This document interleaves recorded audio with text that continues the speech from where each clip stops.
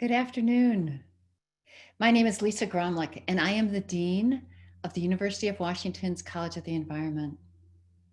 I want to begin by acknowledging that the campus and buildings of the University of Washington are on the land of the Coast Salish peoples, land which touches the shared waters of all the tribes and bands within the Suquamish, Tulalip, and Muckleshoot nations. I also want to acknowledge the pivotal moment we find ourselves as a nation and as a community. These are hard times.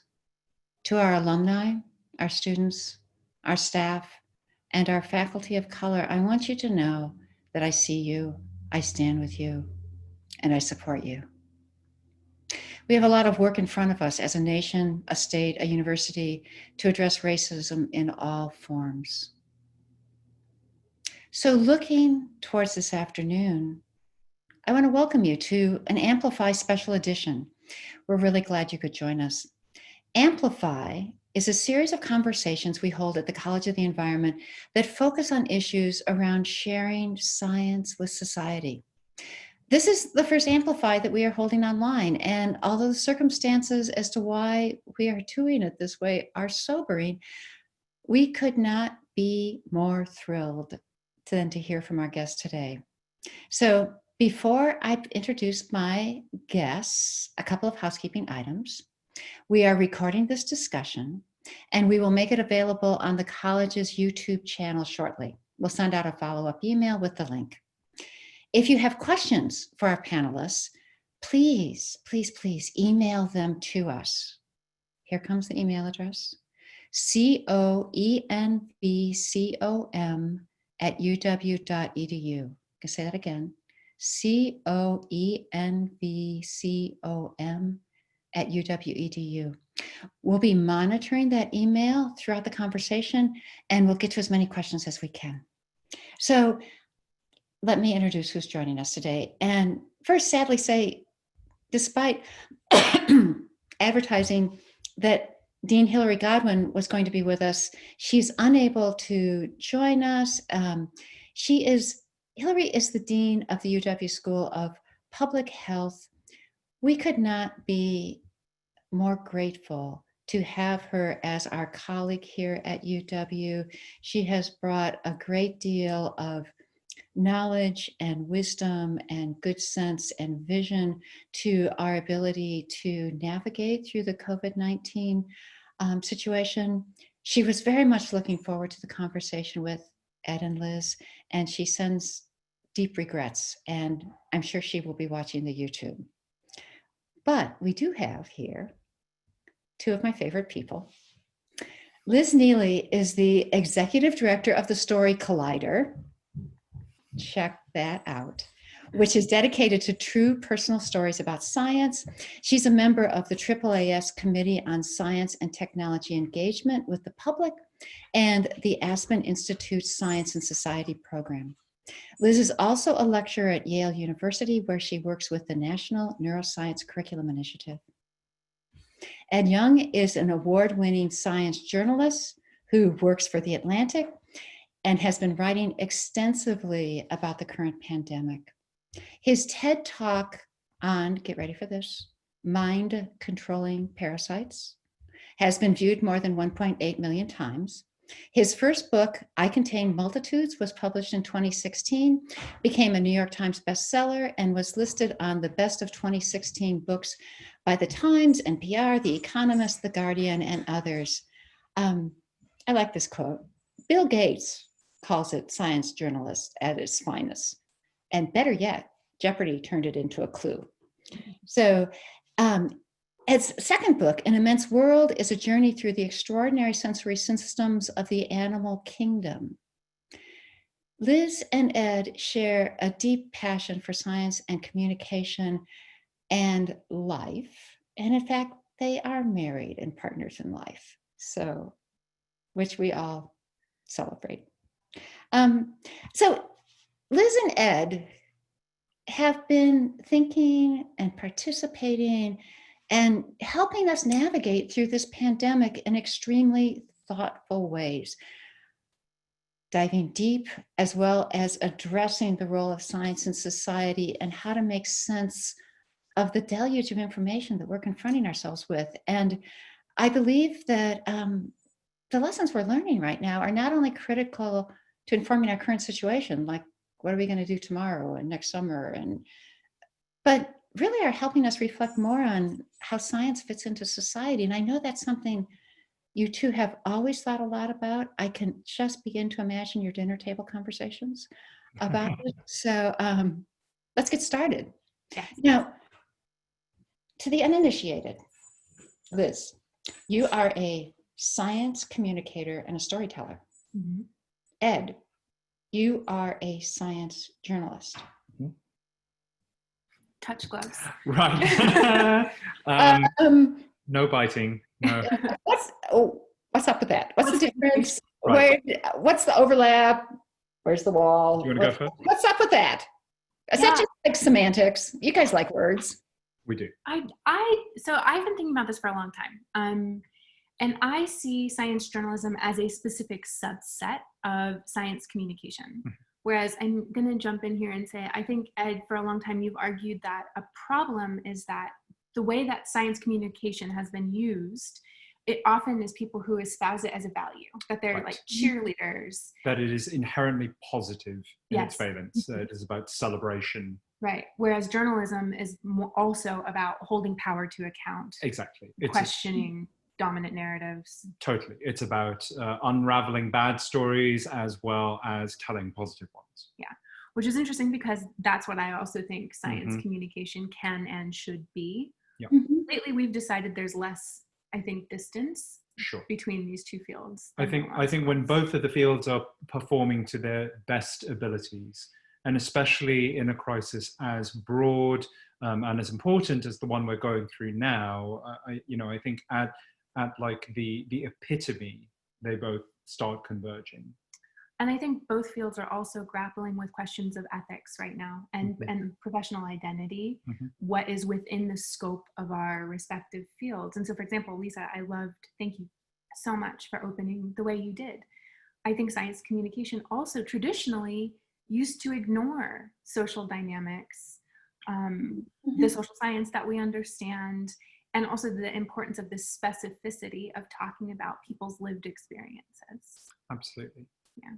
And I think that one thing I've come to understand over the last couple of months of pandemic reporting is that I don't see this as a science story anymore. Like science is clearly a component of it. Virology, epidemiology, all of these disciplines, public health, feed into our understanding of what is happening and the way we should think about and respond to it.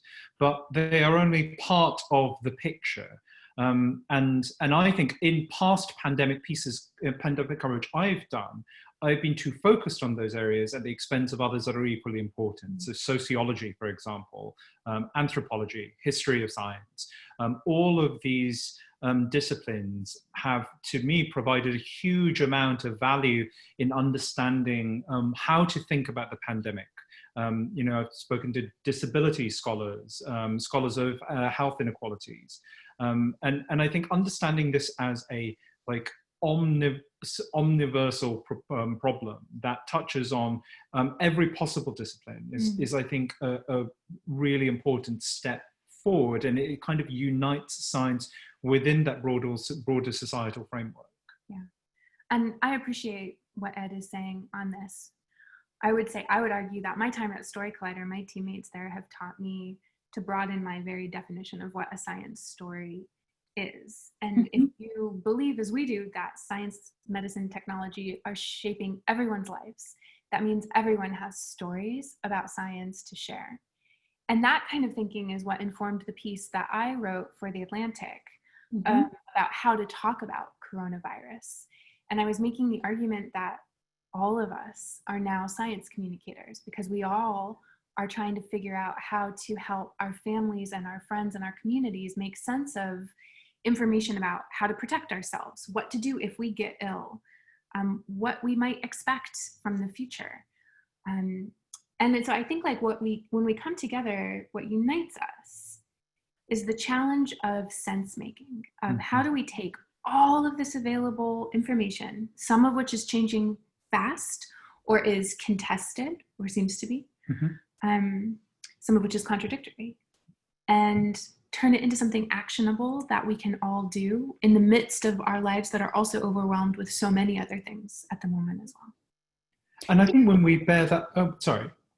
No, go on, Ed, go on, please. I think when we bear that idea in mind, you end up with a slightly different model of communication that you might otherwise have. So I think often we think about, you and the audience or your readers, and you're trying to change that person's mind or better inform them or what have you.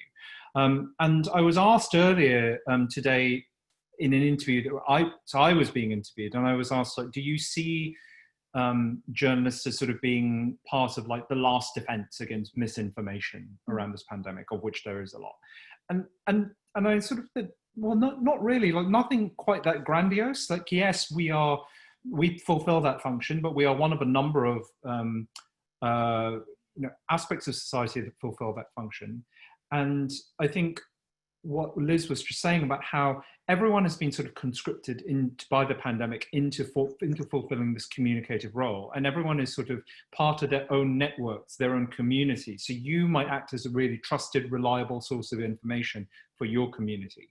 So I'm thinking not just of informing people individually, but also sort of giving them the tools to help them be better nodes of information for their own communities. And the way that works is, for example, not just feeding people like this constant stream of piecemeal information about here's the new paper that's come out, or here's the newest developments about the pandemic, but zooming out and trying to help people make sense of this very big, confusing moment. So lots of the stories that I've written, like why the coronavirus is so confusing, tries to address a lot of different aspects of what is going on now and unites them in a framework that I think will help individual people make better sense of the moment, and also allow them to then act as trusted sources of information for their own networks. And I see this happening. I see people saying, like, replying in their own like threads on social media saying, have you read this piece? It suggests blah, blah, blah, blah, blah. This is so rich already, and want to alert the people that are tuning into the Amplify series that the writing of both Liz and Ed in The Atlantic has been really instrumental for sense making for so many of us. And I just also know from the way it's being shared on social media that I'm not alone in believing that. Liz, I want to sort of reflect a little bit about how we're all in this together in the sense of becoming science communicators.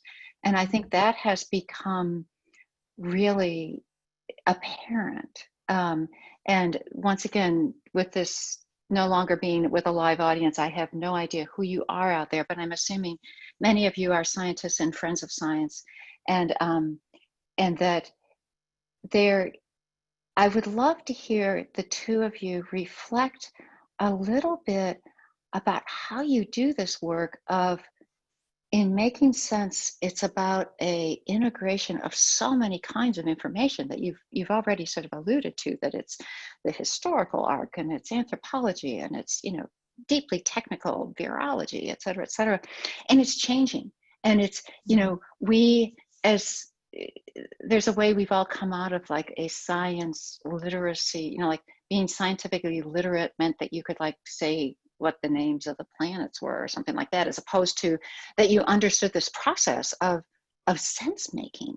And so how do you actually go from this cloud of ideas and a real changing, dynamic sort of baseline of what we know and how we know it, and turn it into something that it has deadlines? I mean, all of a sudden, you've got to push a button and put it out there. How do you do it? Can we start? Yeah. So I have a very specific idea, and I was reflecting on this when I just even hearing Ed say the word conscripted. I think about rhetoric, and I think about like invoking military structures in our minds when we describe something like this. And instead of command and control, Mm-hmm. or any of the other inherited sort of structures of science education of like, we must like absorb knowledge handed down to us from experts. Mm-hmm. I would much prefer thinking about like a community-driven knowledge model. So if the question is like, where do we start? For me, if I'm starting from a vantage point of thinking, my immediate task is to think about what my network needs, because those are the people who are already paying attention to me, who trust me, who I share context with. I can begin by listening to the questions that they're asking, and then I can go chase down the kinds of knowledge to the best of my ability, capitalizing on the training that I've had, my ability to integrate the jargon and navigate these, white science Western spaces, and bring that back. And so I think like by doing it that way, instead of thinking, oh my goodness, I need to go read 600 papers first before I can say anything, I can talk to my mom, or I can talk to my neighbors. I can listen to what they're asking me, and then I can go orient my own search in response to those questions. Yeah, I think that makes sense. And we've talked a lot throughout this pandemic about the things that we're hearing, like this kind of zeitgeist in the air, and that's helped me to think about what pieces I want to write and what focuses I want to take. I think Liz is right that like we can't let the perfect be the enemy of the good, and that a lot of this work is iterative. So a lot of the ideas that I've encountered in my reporting build on one another. The most recent piece I did about the second most recent piece I did about the patchwork pandemic is a long section about long-standing healthcare inequalities in the US and how they're contributing to the much higher rates of infection and death among indigenous groups, among Black and Brown communities. And some of that was mentioned in some previous pieces, but it builds upon that and includes sources who I've discovered in the course of doing that reporting. I wanted to say like a couple of specific things. One is that for me, this idea of breaching the divide between disciplines and having something that's very cohesive is obviously very difficult, but it is also what we're trained for. Like a lot of the work that I do, even in science, involves disciplines that I don't have a background in. And so for me, the reporting is the shield. So the act of doing journalism, finding the right experts, asking them the right questions, and just tapping into their expertise is the way forward. And I think that partly, it's not just about asking the right people, but trying to tap their expertise in smart ways. So one specific example, I wrote a piece about whether there are multiple strains of the new coronavirus. And, just to, I don't want to delve into the details, that the quick answer is no.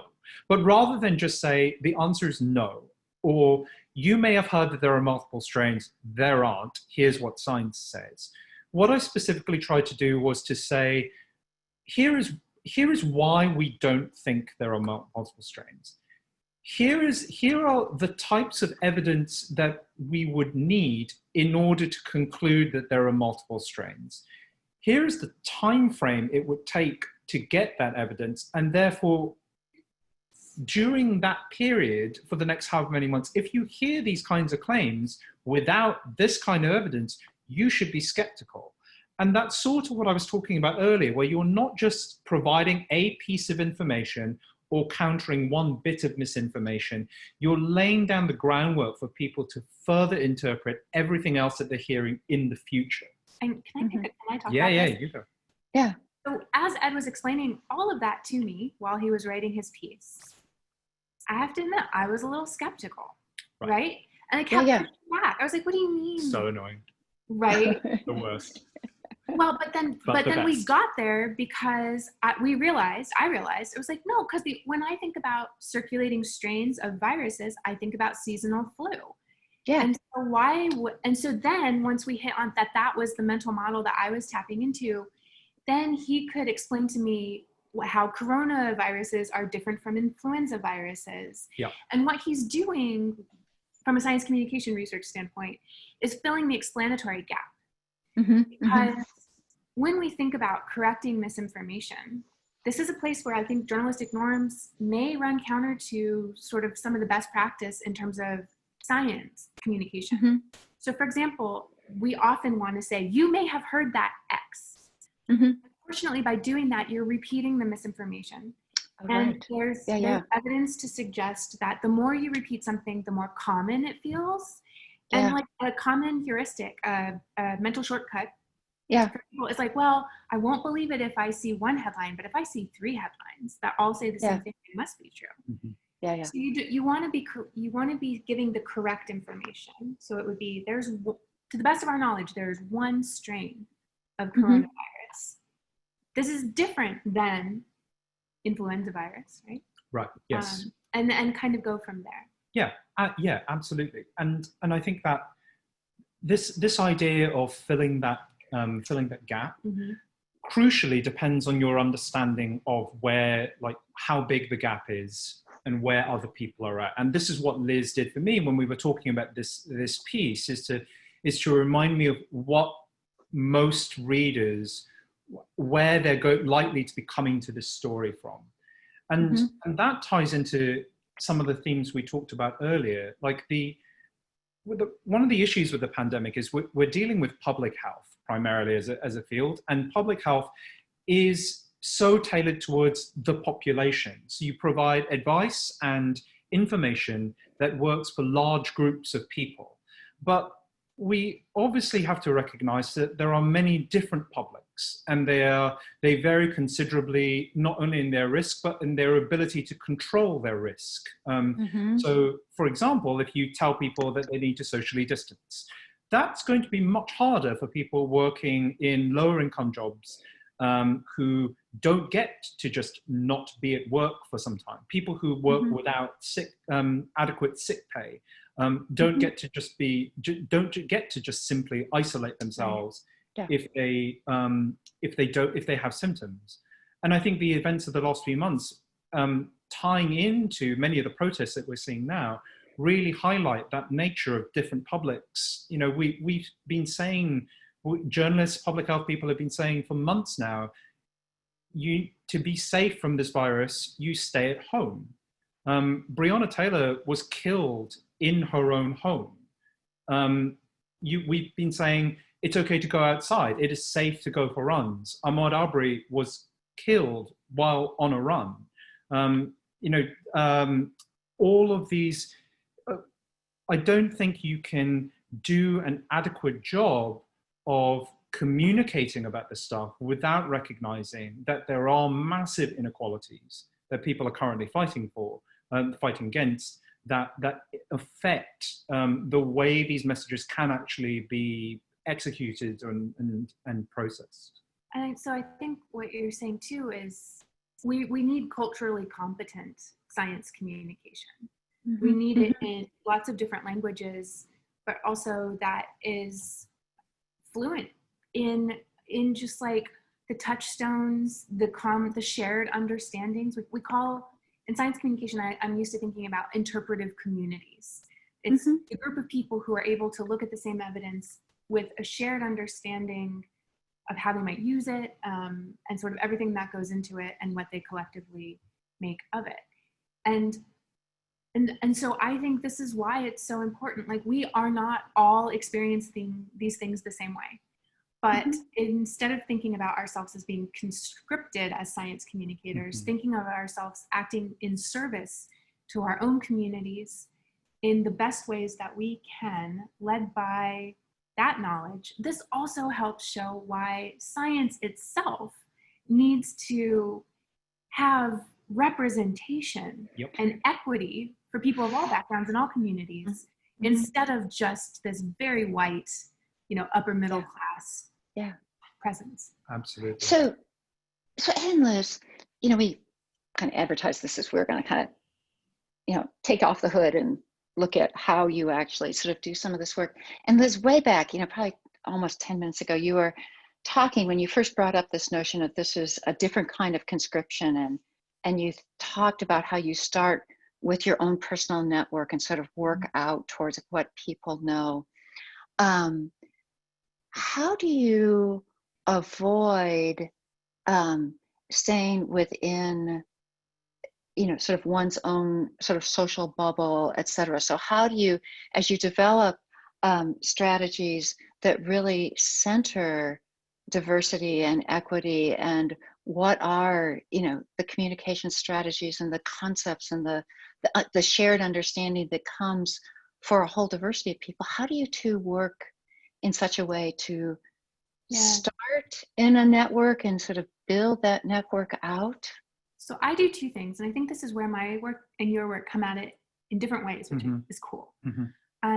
So personally, I think about where I'm getting my information from and deliberately tuning those networks to show me perspectives that I may not be receiving otherwise, and to deliberately counterbalance a preponderance of like the limited voices I've talked about before. So I'm listening very broadly. And then also I'm acknowledging the limit of my own appeal as a messenger.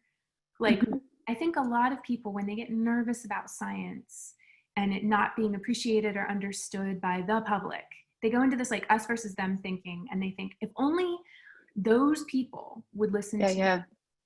So one is acknowledging I may not be the right person to talk to those people. And so for like my work at Story Collider, this is why we think really carefully about who takes our stage and who goes into our podcast lineup, because it is by curating that whole range of voices and perspectives and positioning them as having equal in validity and importance, that we can collectively have a conversation about what science is, what it means to us.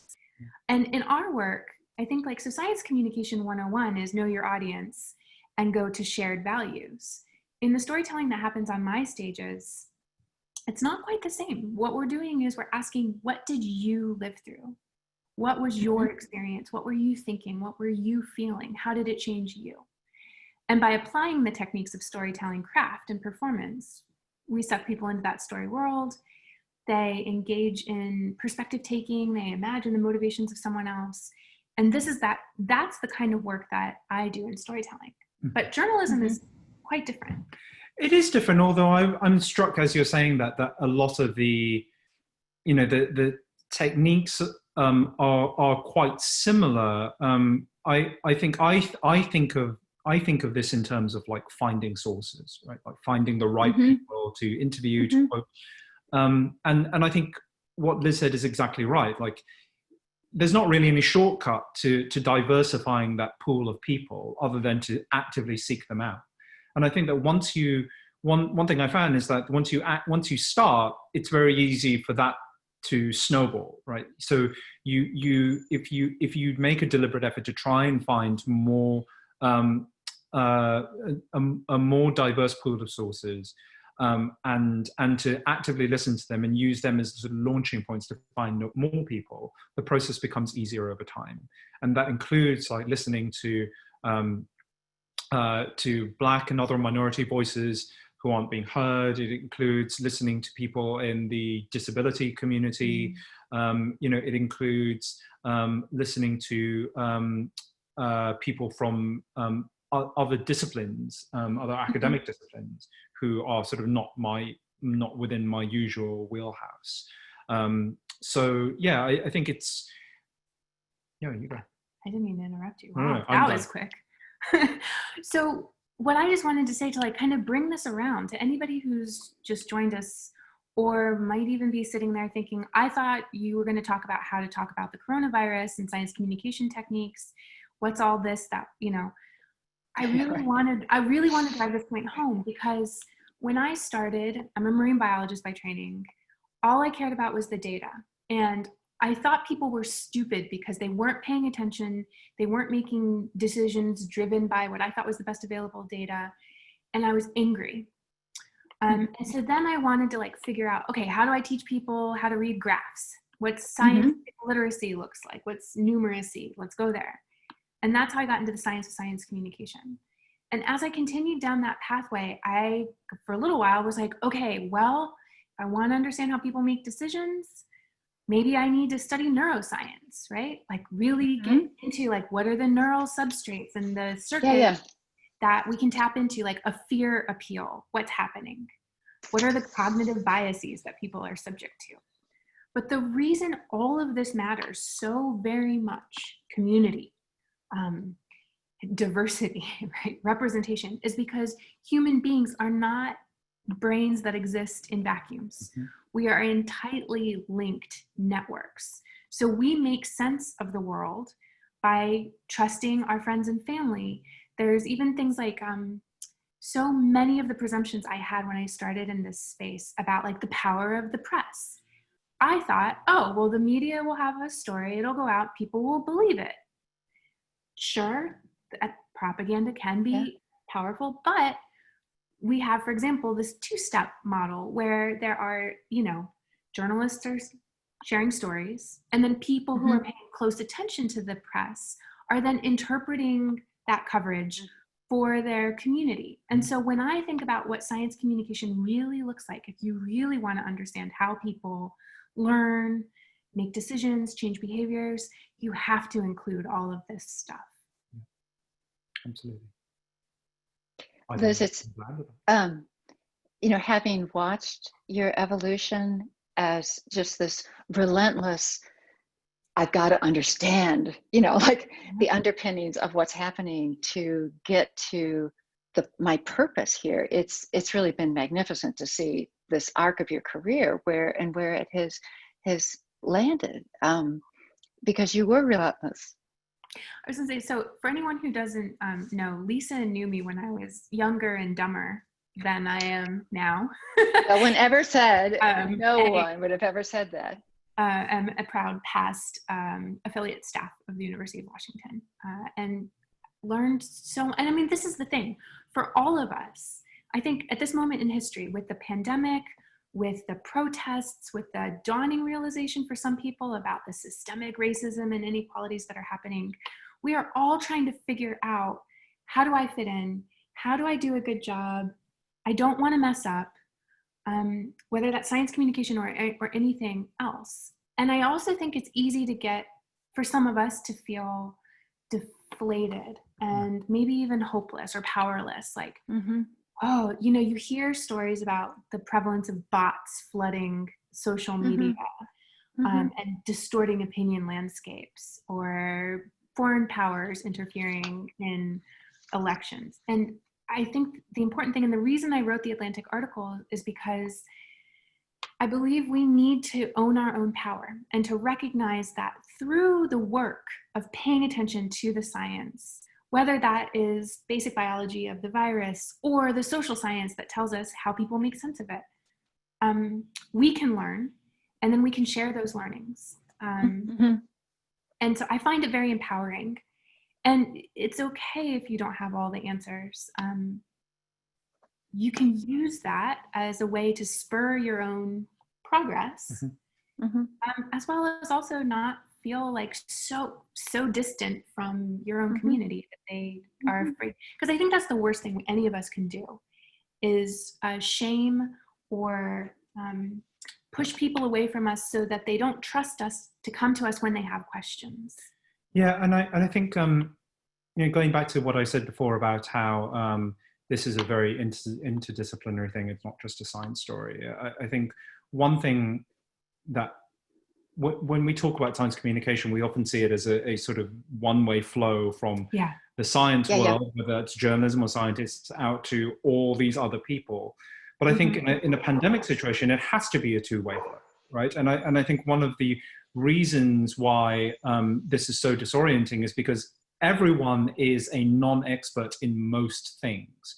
So, there's a lot of talk about like armchair epidemiologists and, non-experts chipping in. And sure, these are issues.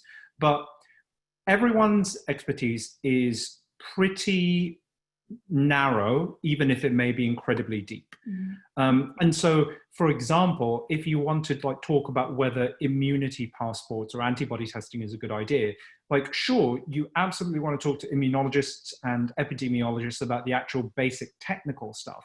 But you 100% want to talk to sociologists and historians and anthropologists about and ethicists about whether this is even a good idea in the first place. I think understanding that we all kind of suck at this. You know, we all to like, if we all round it up, we know very little about the totality of what is happening. That I think that should be a call for humility and about trying to learn from each other. And that's sort of what I think,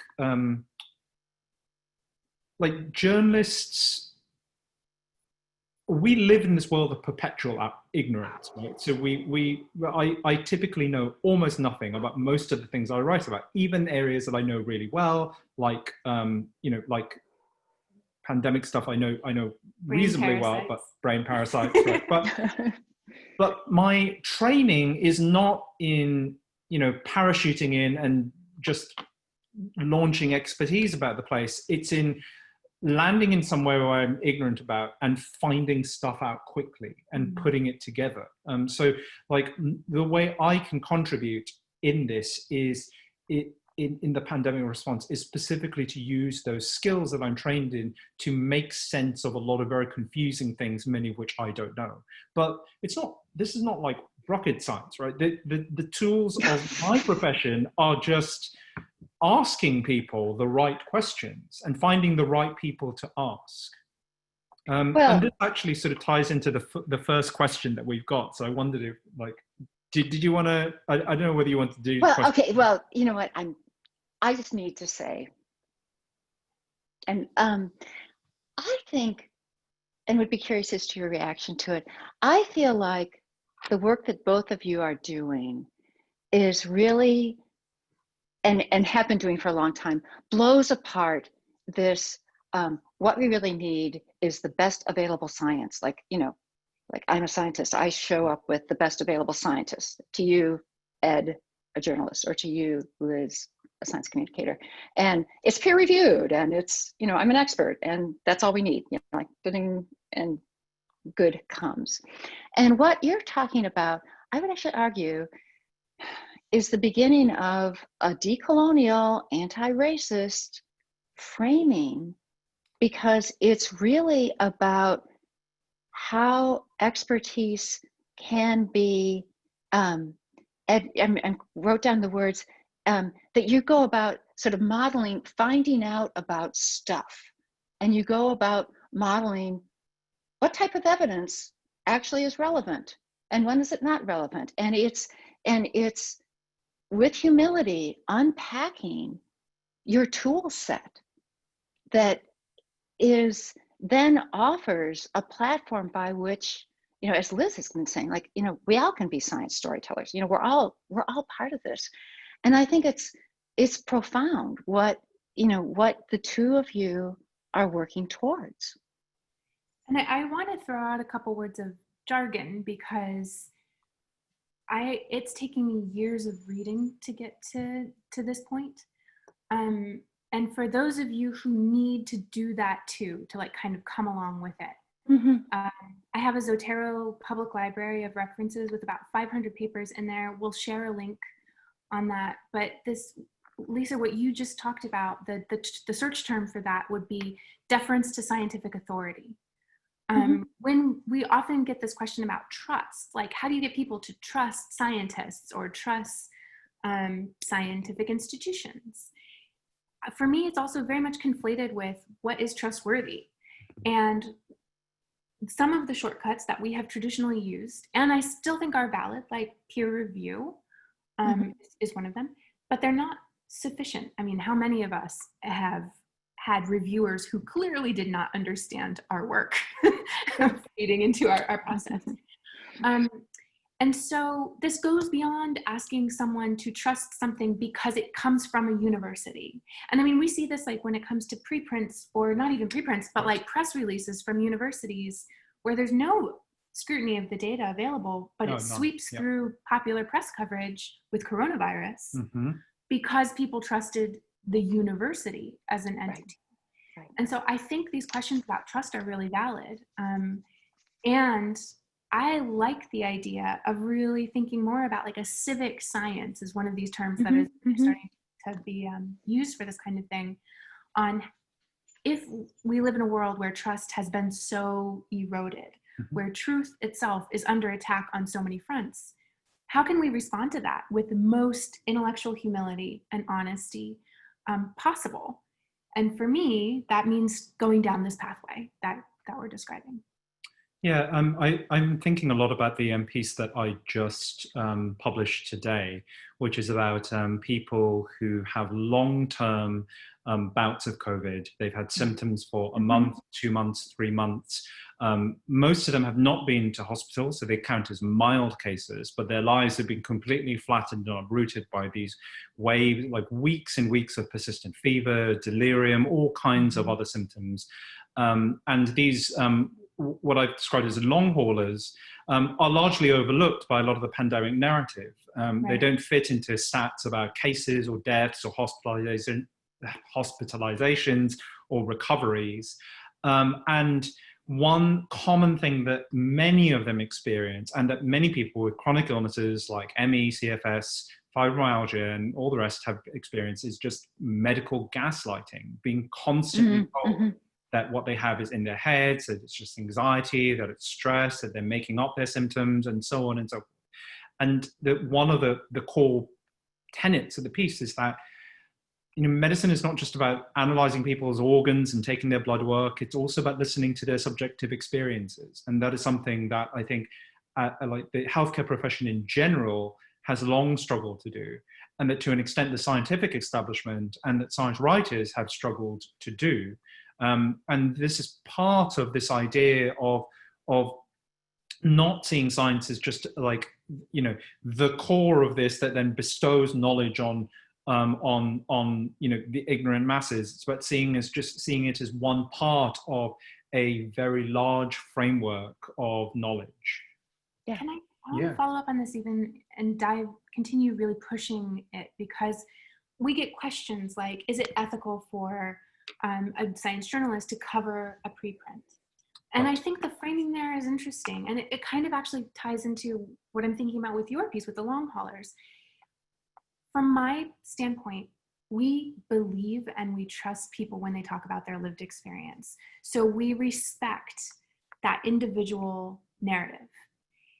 But you probably would not have written the piece we did based on one single person telling you this was the case. The same way that you wouldn't write a piece based on one single preprint or study or lab results. Right.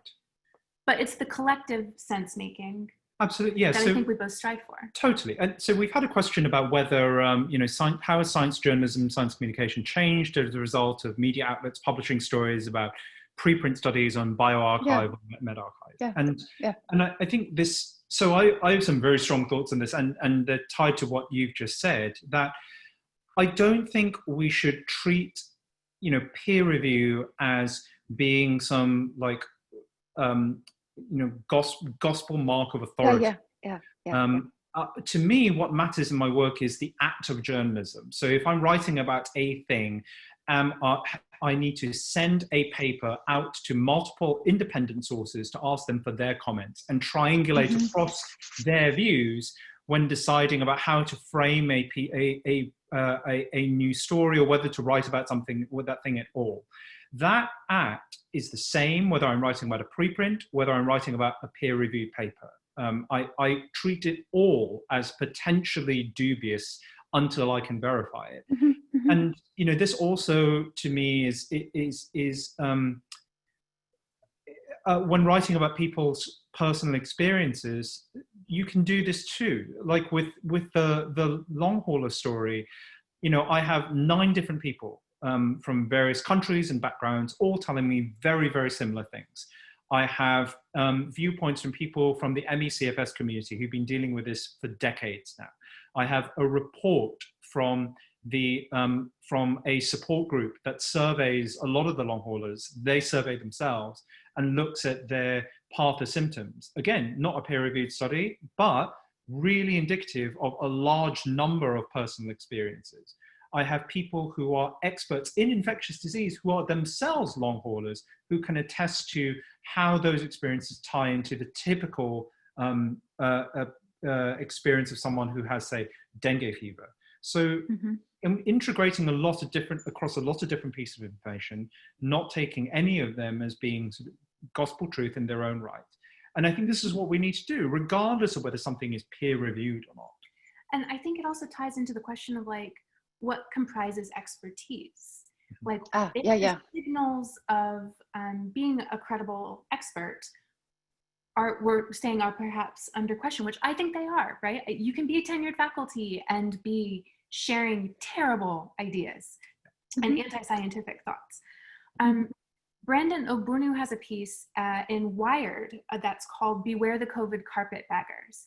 And he talks about signals of expertise. And he talks about sort of being three things. One is transparency about your motivations and your methods. So you qualify up front where you're coming from and how you're approaching the questions, what methods you're using.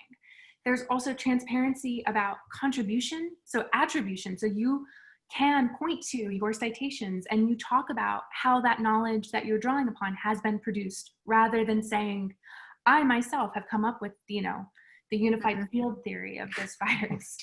And then the final piece is participation in the scientific ecosystem, which would be sharing your data, opening your, findings for peer review and for feedback, because we know that that's also a really important means for a self-correcting system to work. Yeah, I agree. Yeah. So you guys no, go on. You go. Well, I just, we've got these people sending us questions, and you guys have been reading you obviously do this, like you read the chat, et cetera, et cetera. I want to make sure there is that question about science and trust. Oh, you ready to take that chat? Yeah. Okay, want me to read it to you? Or you guys just want to riff around science and trust? No, we'll read the question. So the question is, the science itself is so complex that trust in communicators is essential, and trust has to happen within the reality of a very human emotional environment that allows room for not just skeptical, but destructive messages. So how to engage and write about content given your own doubters? Yeah. I mean, so one way of looking at this, for me, was shaped by like my background in trying to understand climate change communications. And I think that it is a natural inclination to look to the loudest voices and to attempt to, sort of confront them directly. But there very likely is a small percentage of people who you will never change their minds. And so instead, so this is the Six Americas report that I'm referencing out of George Mason. You sort of target your communication efforts at the motivated middle, the people who are genuinely asking questions. And I think also, for me, as someone who studied animal behavior in my scientific career, I keep in mind that like experiments used to be, you take two animals, fish in my case, drop them in a tank and watch them interact and think like, ooh, now I'm studying behavior. But that's not, that doesn't reflect reality and what happens when animals are in their own natural habitat. They are not only communicating with each other, but then also with the whole audience. So even if my counterpart in a particular exchange may never trust me, there are things that I can be doing to signal to the audience that I'm trustworthy. And so I think there's this concept in deliberative democracy of deliberative discourse. And I really think of science communication in that vein, that my goal is not, I hate this because again, in military terms, but like wars, not battles. Like it may not be that I win today's argument, but if what I have done is approached it with an open mind, a respect for the person I'm talking with, showing my own values, that if the data and the argumentation is strong, I will change my mind. And giving it time, that I think can lead to the kinds of change you are looking for, even if a single individual does not trust you, does not believe you, and doesn't come around in that particular exchange. Totally. And just riffing off that, I think one of the ideas that one of the principles that I think is most important for establishing trust is to be incredibly upfront about uncertainty when it happens. And a lot of us are actually quite bad at that. Like you know, a lot of public health involves very clear messages, strong, short messages. And if you aren't upfront with the incredible amounts of uncertainty that underlie those, especially in a pandemic with a new virus where we really don't know that much, if you have to change based on new evidence, you will look like you're flip-flopping. And I've seen a lot of criticism from scientists saying, well, that's just the way science works. If you're changing your mind based on new evidence, that's a good thing. Like, I know it's a good thing, but if you weren't clear about why about the basis for your statements in the first place and what their limitations are, of course people are going to see it as flip-flopping. So, classic example, the mask debate. When organizations like the WHO and the CDC went from do not wear masks to wear masks, it felt like a massive U-turn because the evidence-based underlying masks was not discussed to its fullest extent initially and then subsequently. So again, what I've tried to do with the pandemic work I've done is to be very clear about the limitations of what we know, like where the areas of uncertainty are, how we might close them, how long we might have to put up with them for.